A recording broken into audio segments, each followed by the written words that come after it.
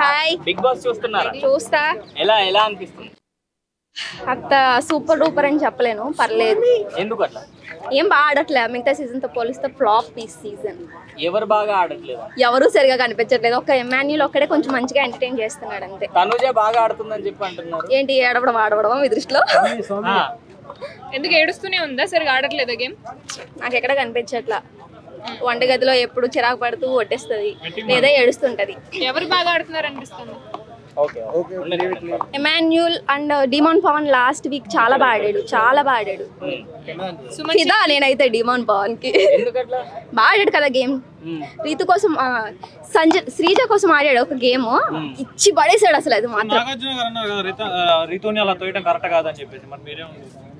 అలాంటివి బయట ఎన్ని జరగవండి. అది హౌస్ లో కాబట్టి ఆయన మీద ముద్ర వేసేస్తున్నారు. బయట మీరెవరు చేయరా? అమ్మాయిల మీద మీరెవరు చేతులు వేసుకోలేదా ఇప్పుడు? ఐ మీన్ అదే ఎప్పుడు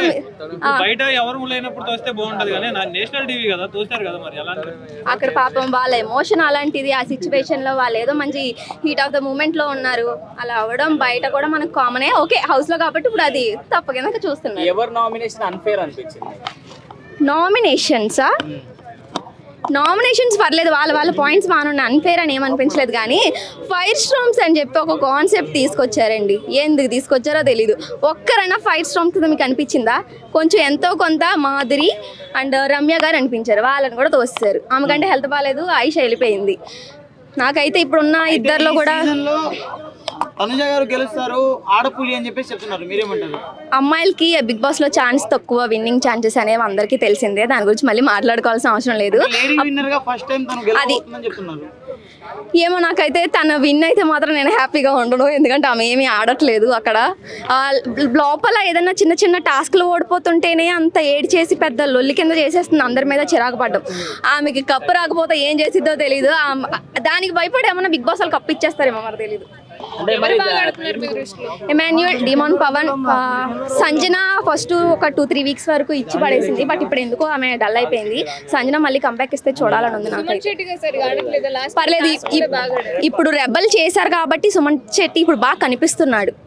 అండ్ ఇప్పుడు మళ్ళీ రీతుని ప్రోమోస్ చూసినట్లయితే రీతు రెబల్ ఇంకా బాగా ఆడుతుంది అని అనిపిస్తుంది. రీతు తక్కువ ఛాన్సెస్ అయితే అనుకుంటున్నాను నేను. బయట ఎంత పాపులారిటీ ఉందో అంత నెగిటివిటీ కూడా ఉంది ఖచ్చితంగా. టాప్ 5 లో ఉంటుంది. మనం లాస్ట్ 2 సీజన్స్ నుంచి చూసుకుంటే ఈ స్టార్ మా వాళ్ళు సీరియల్ వాళ్ళకి బాగా సపోర్ట్ చేస్తున్నారు అనేది ఇప్పుడు చూస్తుంటే నిజమే అనిపిస్తుంది నాకైతే.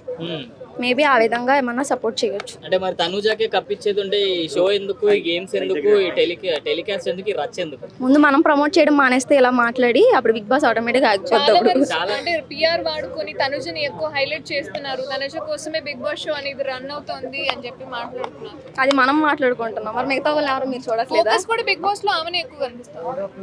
అది అందుకే స్టార్ మా సీరియల్ వాళ్ళు ఎప్పుడు లాస్ట్ సీజన్ నుంచి వాళ్ళదే కదా డామినేషన్ అంతా.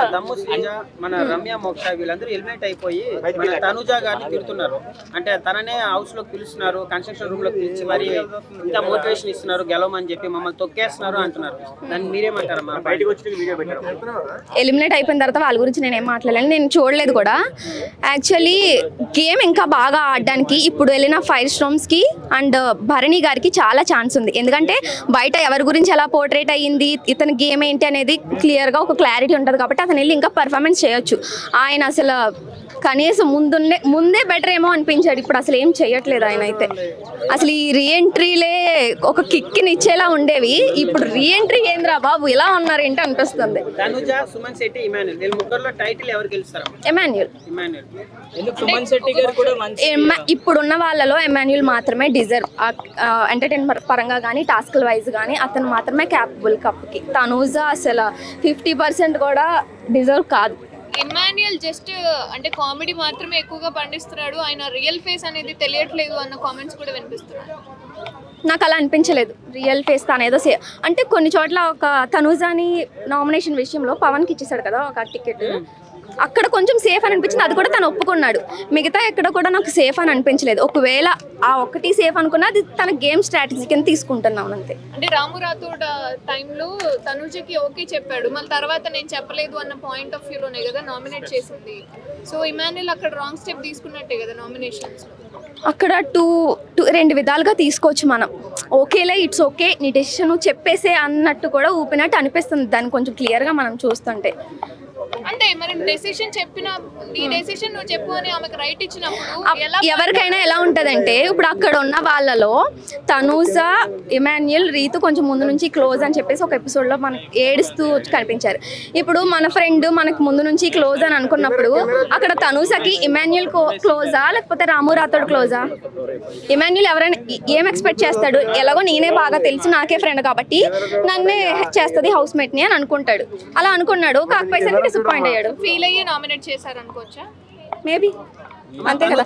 ఇప్పుడు పరిచయం లేని వాళ్ళు ఎవరేదో అన్నా పోనీలు అనుకుంటాం కానీ మన ఫ్రెండ్సే మనకి వెన్నుపోటు ఓడిస్తే కొంచెం బాధ అనిపిస్తుంది కదా. మేబీ ఆ విషయంలో ఇమాన్యుల్ కరెక్ట్ అనిపించింది. అంటే సుమన్ శెట్టి గారు కూడా టైటిల్ విన్నర్ అవ్వచ్చు కదా, ఎందుకంటే నిన్న నామినేషన్ లో ఉన్నప్పుడు మామూలుగా ఓట్లు పడలేదు ఆయనకు, ఆయనే ఫస్ట్ ఉన్నారు.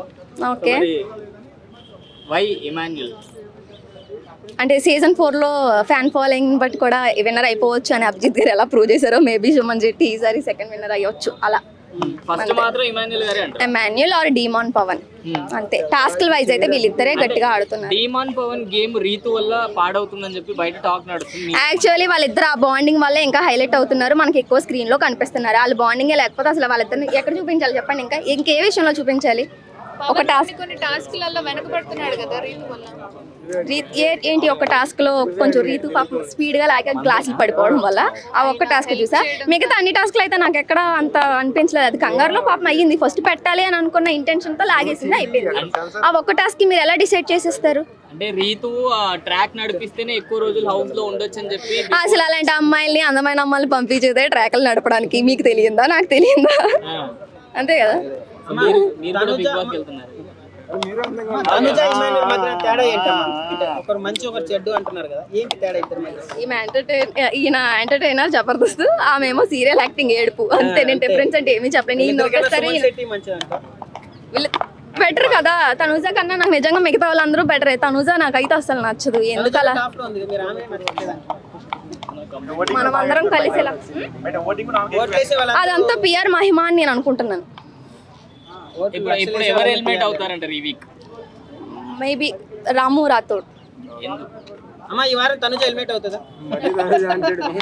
మీరే తనుజకి మంచి ఓట్లు పడతలే అంటారు, మళ్ళీ తనుజ ఎందుకు వెళ్తుందండి? ఆమె టాప్ 5 లో అయితే ఉంటది, విన్నర్ అయితే అవ్వదని అనుకుంటున్నాను. టాప్ 5 మీ పరంగా ఎవరు ఉంటారు? Top 5 demon, Rithu, Thanuja, Emmanuel, Suman Shetty.